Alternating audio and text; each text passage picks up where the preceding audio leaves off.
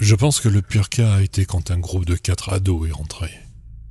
Je suis à peu près sûr qu'ils étaient en terminale au lycée. Ils sont entrés dans le magasin pendant que j'étais occupé à ranger quelque chose, pour une fois. Nous venions juste d'avoir quelqu'un qui était venu acheter quelques poupées vaudou, donc j'avais enfin le droit de les réarranger. Utilisant mon vieux tabouret, j'ai réussi à toutes les mettre en place, lorsque la sonnette s'est fait entendre et que ce groupe d'ados est entré. Il y avait 3 filles et un gars, qui avait son bras autour de la fille blonde. Un couple, je suppose. Les 2 autres filles semblaient avoir simplement suivi ce voyage infortuné vers mon lieu de travail. Le gars m'a regardé et m'a fait ce mouvement de tête que tous les gars font entre eux. « Hey les gars !» j'ai dit, descendant de mon tabouret et me dirigeant vers le comptoir. Je me suis assis sur ma chaise à bascule et je me suis assuré que tous mes produits de nettoyage étaient en vue.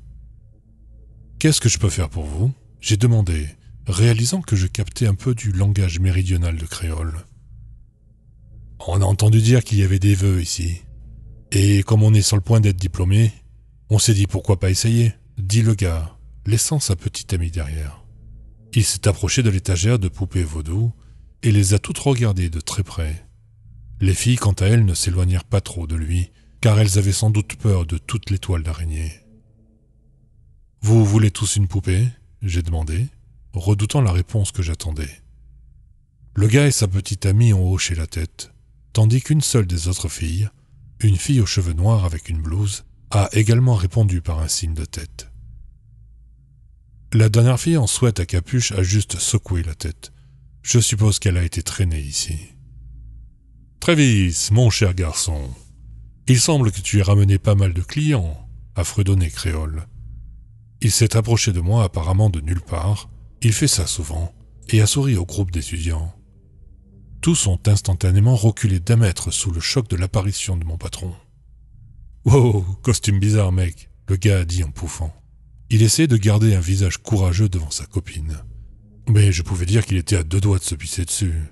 Toutes les filles avaient la même expression. « Que puis-je faire pour toi, Jacob ?» a demandé le patron en me regardant. Je me demandais pourquoi il me regardait comme ça, jusqu'à ce que je réalise que mon fauteuil à bascule prenait l'espace dont il avait besoin pour atteindre le comptoir. J'ai donc immédiatement reculé un peu, et je l'ai laissé faire son travail. J'ai voulu utiliser mon téléphone, mais la batterie était morte. Au lieu de cela, j'ai décidé de regarder l'inévitable horreur qui allait m'arriver. « Mec, t'es vraiment bizarre, » dit Jacob nerveusement. Il s'est éclairci la gorge et s'est avancé avec tout le courage qu'il a pu rassembler. « Ok, je souhaite entrer dans l'université de mes rêves. Une bourse complète, donc rien à payer. » Il a déclaré cela en croisant les bras et avec assurance devant King Créole. Je dois admettre que c'était un souhait assez solide. Je ne voyais aucun moyen pour Créole de faire échouer ce souhait. Jusqu'à ce que sa petite amie prenne la parole. « C'est quoi ça, Jacob ?»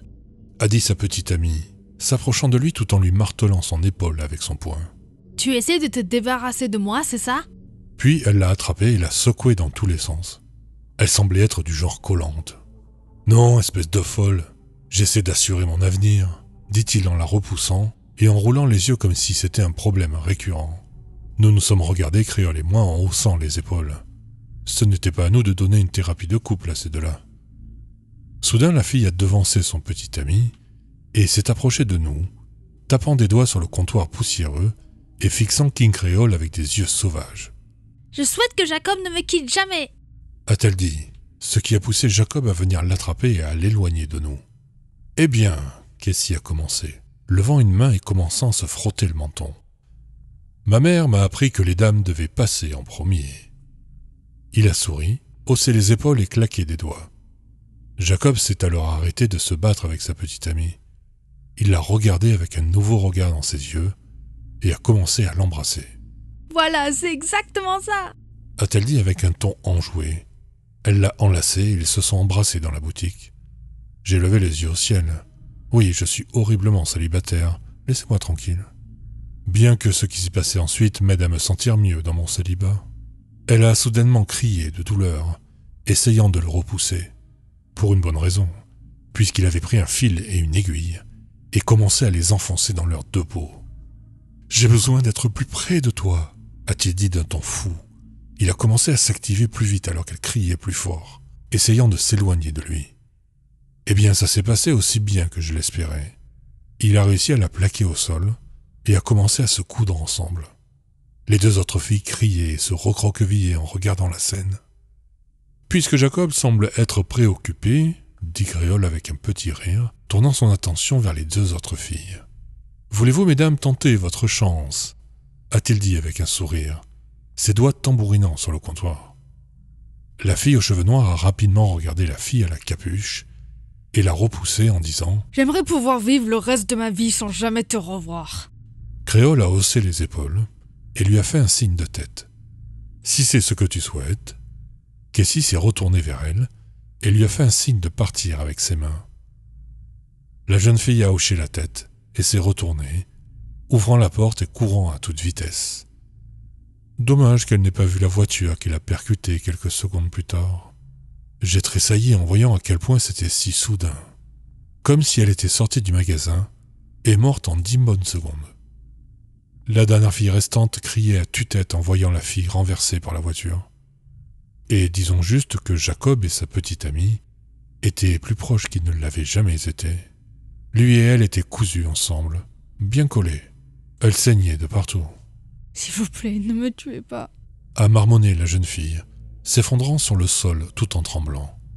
Elle a secoué sa tête et a tiré son sweat à capuche vers le bas, révélant de beaux et longs cheveux roux. En la regardant, je me suis senti assez mal. Elle semblait être celle qui avait été traînée ici contre son gré par ses amis. « C'est ton souhait, ma chère ?» a demandé mon patron tout en s'éloignant du comptoir et en se dirigeant vers les corps cousus qui se tortillaient sur le sol. En la regardant, elle a répondu en secouant rapidement la tête. « Alors, quel est ton souhait ?» demanda-t-il, poussant le couple cousu ensemble avec son doigt. Tout cela semblait vraiment l'amuser. « Je ne veux rien du tout. » a-t-elle marmonné, se mettant en position fétale. Elle tremblait violemment et me regardait comme si j'allais venir la sauver. Mais je suis payé par cet homme, donc je ne peux pas vraiment aider qui que ce soit. Quelle honte! Si c'est le cas, veuillez quitter ma boutique. Je n'aime pas beaucoup les rôdeurs. Il s'est moqué et la porte d'entrée s'est ouverte. La fille a levé rapidement les yeux, puis nous a regardés.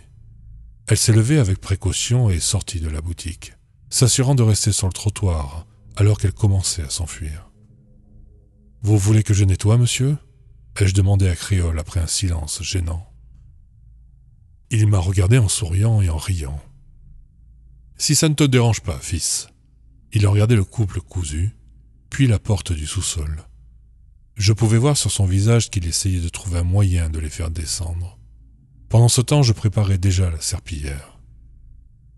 Je lui ai demandé s'il avait besoin d'aide pour les déplacer, alors que je posais le seau et commençais à le remplir d'eau de javel et de savon. C'est une méthode correcte pour cacher le sang, mais si les flics font briller cette lumière violette qui montre les éclaboussures de sang caché, cet endroit ressemblerait à une chambre d'hôtel bon marché.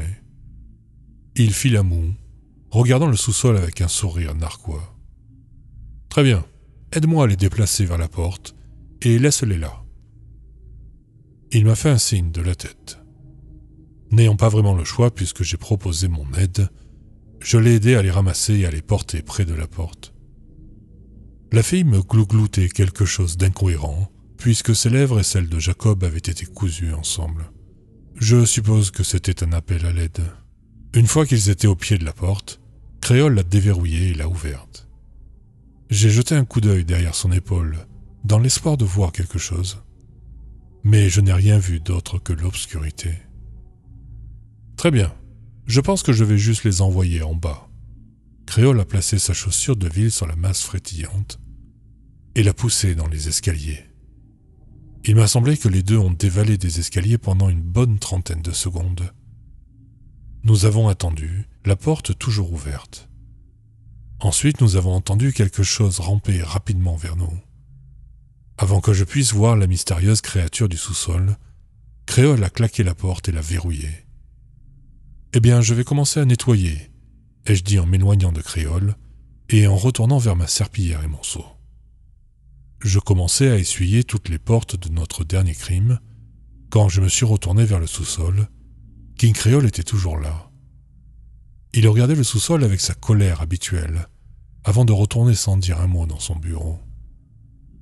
Je l'ai laissé partir, continuant à faire cette partie de travail que je détestais le plus. Pendant que je passais la serpillière en me demandant si j'aurais dû aller à l'université, la porte s'est ouverte et j'ai entendu les mots familiers. « Les mains en l'air !» J'ai levé les mains rapidement, mon balai à franges est tombé au sol et je me suis retourné. C'était un policier. Mes bras se sont redressés plus vite quand j'ai vu que c'était un flic cette fois et pas un idiot qui essayait de nous voler. Ces pensées d'université commençaient vraiment à être attirantes. « Tourne-toi et éloigne-toi du balai et du seau », m'a-t-il ordonné. J'ai fait ce qu'on m'a dit, me dirigeant vers le mur du fond. Le flic a comblé la distance et m'a plaqué contre le mur. Il m'a passé des menottes et m'a plaqué au sol. Il m'a mis son arme dans le dos. « Où est ton patron ?» m'a-t-il demandé, m'attrapant la tête pour que je puisse lui répondre. « Au bureau, là-bas », faisant un signe de la tête.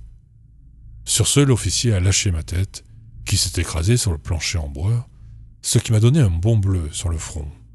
Je me suis retourné pour voir ce qui allait se passer. C'était la première fois que j'avais affaire aux flics dans cet endroit. « Vous, là-dedans, sortez les mains en l'air !» l'officier a crié, l'arme pointée sur la porte, et attendant que quiconque obtempère à son ordre. Pendant ce temps, je me suis étiré pour essayer de voir ce qu'il se passait. Quand soudain, mes bras se sont relâchés, et j'étais soudainement libéré de mes menottes. En retirant mes mains, j'ai baissé les yeux pour voir la poupée vaudou du comptoir qui tenait les menottes. Il s'avère que cette chose ne me déteste pas tant que ça, après tout. En ouvrant la porte, Créole a regardé le pistolet dans son visage, puis l'officier. Sa bouche cousue montrait un grand sourire, alors qu'il regardait l'homme. « Vous débutez dans la police. Votre sergent aurait dû vous dire que vous n'êtes pas autorisé à entrer ici. » Il soupira, passant devant lui pour me regarder sur le sol. « Et agresser mon employé ? Vous devriez avoir honte. » L'homme vaudou soupira, se faisant soudainement attraper par l'officier et jeté sur le sol rapidement. « Ferme-la. Qu'est-ce que tu as fait du corps ?» Puis l'officier a mis son pied sur le dos de Créole. J'ai eu peur pour l'officier. Traiter Casey comme ça dans sa propre boutique, ça va pas bien se terminer. Et effectivement, ça a mal tourné. À la seconde où son pied a été posé sur le dos de King Creole, toutes les poupées vaudou du mur se sont animées, fixant l'officier et sautant du mur. Elles sifflaient et hurlaient tout en se précipitant vers lui. L'officier a regardé le bruit et a poussé un cri en essayant de leur tirer dessus. Il a pu tirer 2 fois avant qu'elles ne l'atteignent. La meilleure façon de décrire ce qu'elles lui ont fait, c'est comme des piranhas mangeant une vache en Amazonie. Elles se sont jetées sur lui et lui ont arraché toute sa chair. « Je ne supporte pas les idiots grossiers », a dit Casey, se levant avec colère et s'époussetant. Il a marché sur le corps du flic qui se désintégrait rapidement et s'est approché de moi. Il m'a tendu la main et m'a tiré vers le haut. « Désolé que tu aies dû voir ça », a-t-il soupiré. Son attention s'est ensuite tournée vers la voiture de police qui attendait dehors. Ses yeux en bouton fixaient la voiture et il s'est dirigé vers la porte. Je suis sorti de la boutique pour la première fois depuis que j'ai commencé à travailler ici. J'ai regardé ce qui restait de l'officier. Un uniforme sanglant et rien d'autre. Pendant la fraction de seconde où je n'ai pas fait attention, toutes les poupées vaudou étaient retournées au mur et avaient maintenant des accessoires avec elles. Des os et des morceaux de peau. La poupée qui m'avait démenotté était de retour sur le comptoir, me faisant encore les yeux doux. J'allais reprendre mon nettoyage lorsqu'un cri de fille a attiré mon attention. Créole traînait la rousse dans la boutique. Elle essayait de toutes ses forces à s'agripper à quoi que ce soit. Ses ongles griffaient le plancher en bois et elle commençait à répandre du sang partout une fois que ses ongles étaient tous cassés. Elle pleurait, elle suppliait alors qu'il la traînait vers la porte du sous-sol. « Cela t'apprendra à prendre à la légère mes bonnes grâces », dit King Creole, l'attrapant par les cheveux quand elle s'est accrochée sur le côté du comptoir de toutes ses forces. En la tirant par les cheveux, il est arrivé à la porte du sous-sol, l'ouvrant et entraînant la rousse dans les profondeurs. Créole n'a pas eu besoin de me dire de fermer la porte derrière lui. Je suis retourné nettoyer le désordre sanglant qui a été laissé derrière moi.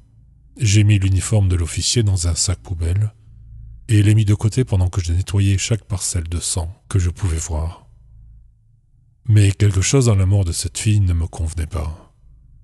De tout ce qu'il a fait aux gens, c'est elle qui m'a le plus dérangé. Non pas que je pouvais y faire quelque chose, appeler la police est clairement hors de question. En regardant la porte du sous-sol, j'ai soupiré en m'asseyant sur ma chaise à bascule, une fois le nettoyage terminé. Mes yeux se fermaient d'épuisement.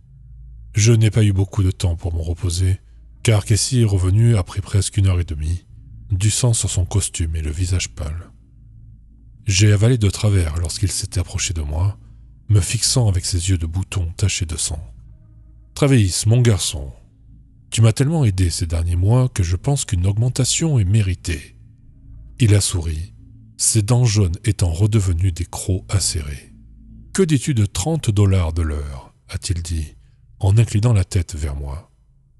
Je l'ai regardé d'un air perplexe. J'ai rapidement hoché la tête sans réfléchir. Il a souri, a froissé mes cheveux bruns en désordre et a sorti ma paye de la semaine. « Prends ta journée de demain. » J'ai levé les yeux vers lui et j'ai rapidement hoché la tête. J'étais pas d'humeur à le questionner. En prenant mes affaires, j'ai enlevé mon aiguille et j'ai pris l'uniforme de l'officier dans le sac poubelle pour le jeter. Je suis rentré chez moi en soupirant, me frottant le visage en pensant à cette pauvre fille, traînée dans l'enfer qui l'attendait dans ce sous-sol. Depuis l'incident de la fille rousse, j'ai hésité à retourner au travail. Je ne me suis jamais vraiment soucié des gens qui obtenaient ce qu'ils ont demandé quand ils ne réfléchissaient pas à leurs souhaits. Mais elle n'était pas là pour un vœu. Elle ne voulait rien du tout. Elle était juste là. Elle a amené un flic au magasin, mais si j'étais elle, j'aurais fait la même chose. Quoi qu'il lui soit arrivé dans le sous-sol, elle ne le méritait pas. J'ai passé mon jour de congé principalement dans ma chambre à bouder.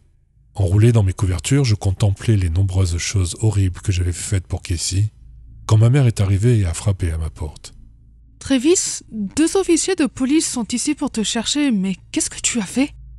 Elle était confuse et effrayée à la fois. Pour autant que je sache, elle pense peut-être que je vends du crack pour toucher autant d'argent. J'ai jeté mes couvertures, je suis passé devant elle et je suis descendu dans le hall de la maison. 2 officiers se tenaient là et me regardaient. « Travis, on peut te parler dehors ?» a dit l'homme le plus âgé, en brossant ses cheveux grisonnants en arrière et en remettant son chapeau.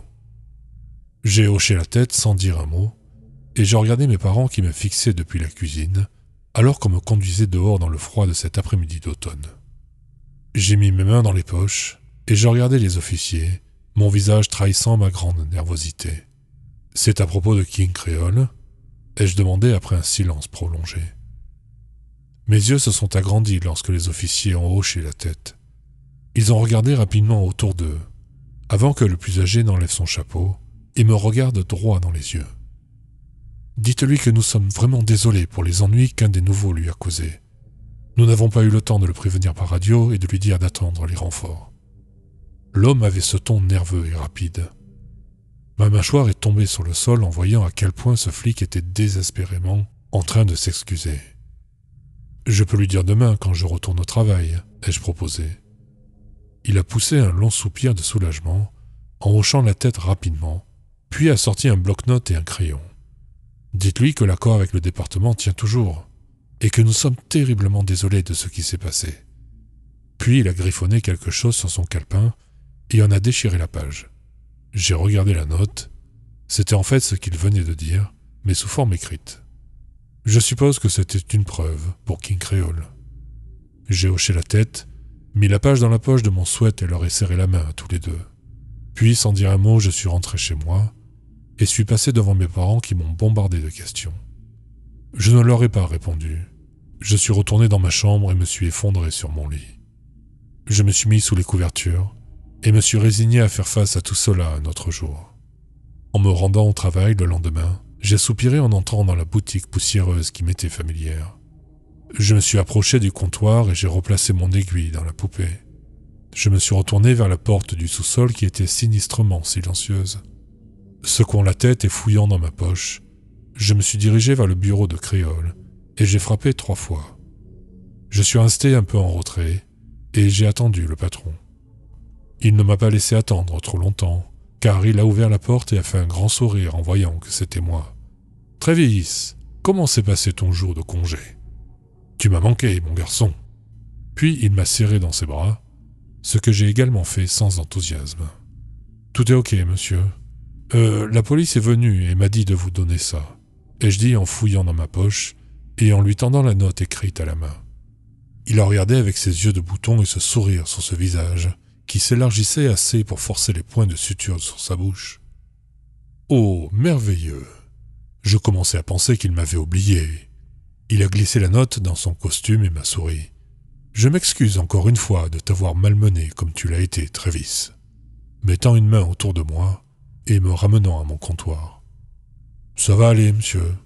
Cela ne me fait pas trop mal, » ai-je dit en frottant un peu l'échymose sur mon front. « Bien, très bien. J'apprécie ta compagnie dans la boutique. Même ta chère amie se languissait de te voir, » a-t-il dit en tapant sur la tête de la poupée du comptoir. Je l'ai regardée, et pour une fois elle m'a regardé différemment. « Continue à faire du bon travail, mon garçon, » m'a dit Créole, me donnant une tape ferme dans le dos et me laissant le magasin. En faisant mon tour habituel des clients occasionnels, j'ai été assez vite confronté à quelque chose qui a rendu ma journée un peu meilleure.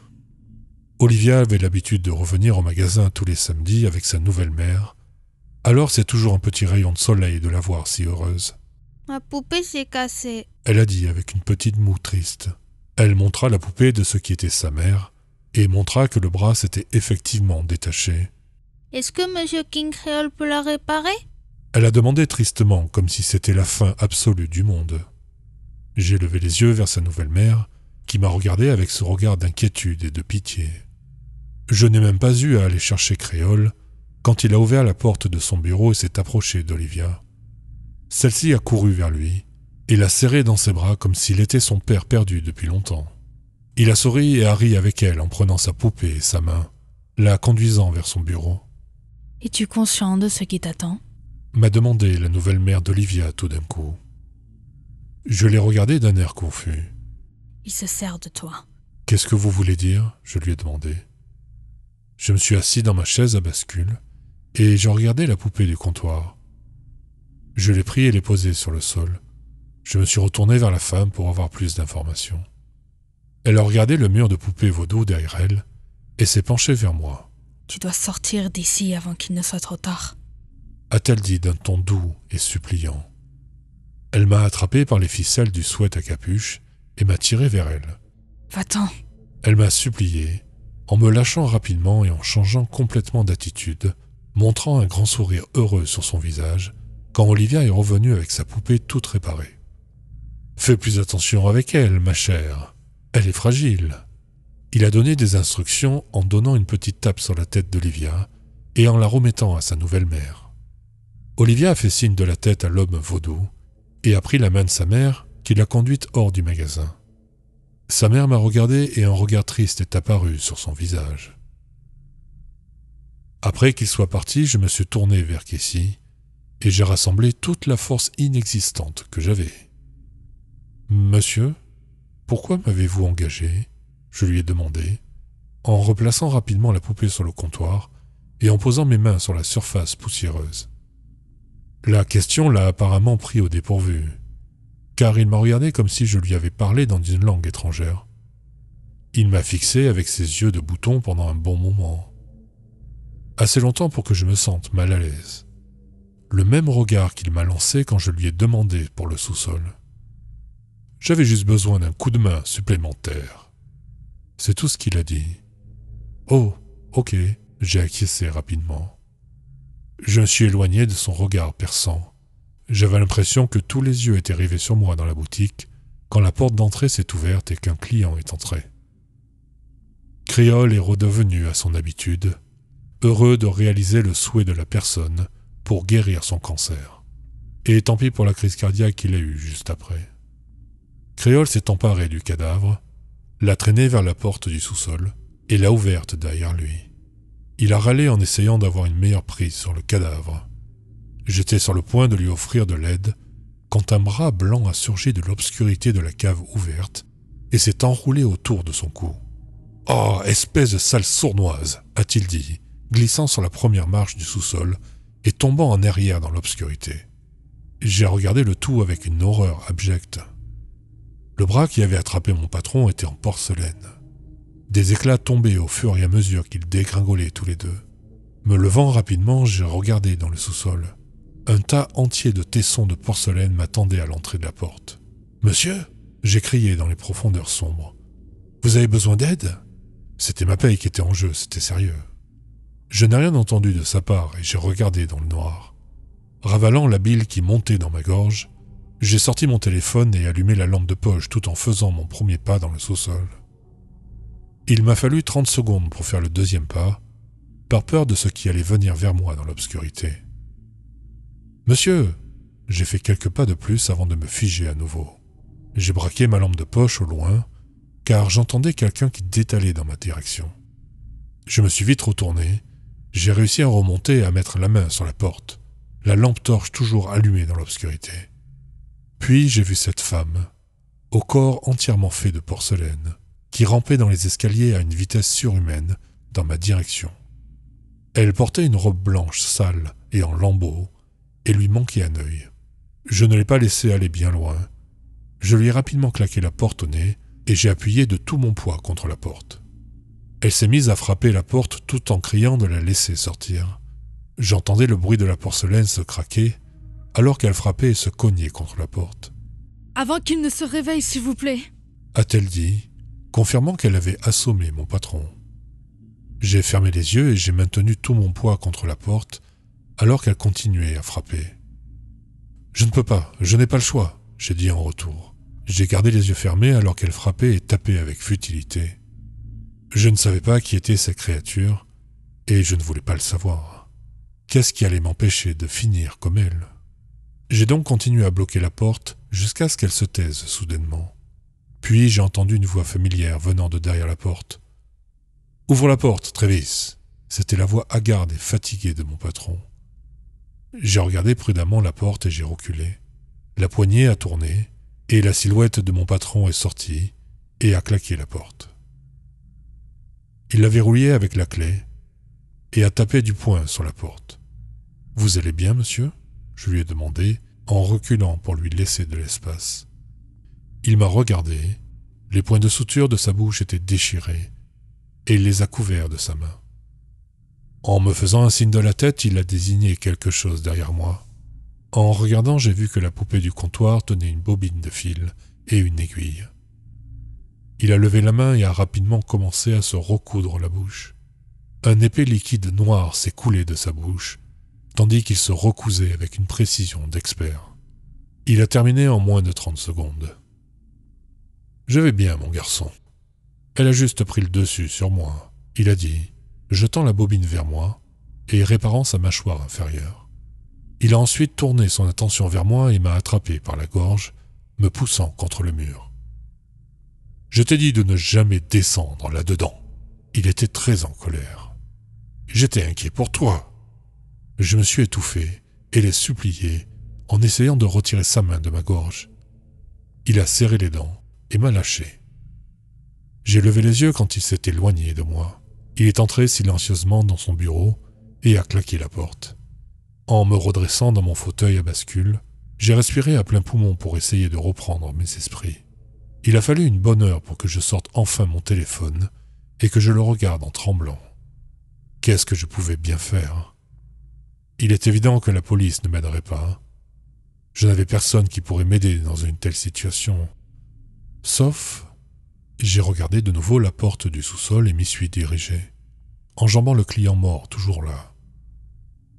Je suis désolé, j'ai peur de lui. Savez-vous quelque chose sur lui? Y a-t-il un moyen de l'arrêter? Ai-je demandé par le trou de la serrure. J'attendais de voir si la femme en porcelaine était toujours là. J'ai attendu là, sur le point d'abandonner, quand une voix douce m'est parvenue. « Charles. Charles Sumner. » Elle a chuchoté doucement. C'est tout ce qu'elle a dit. Elle est redevenue silencieuse et n'a plus répondu.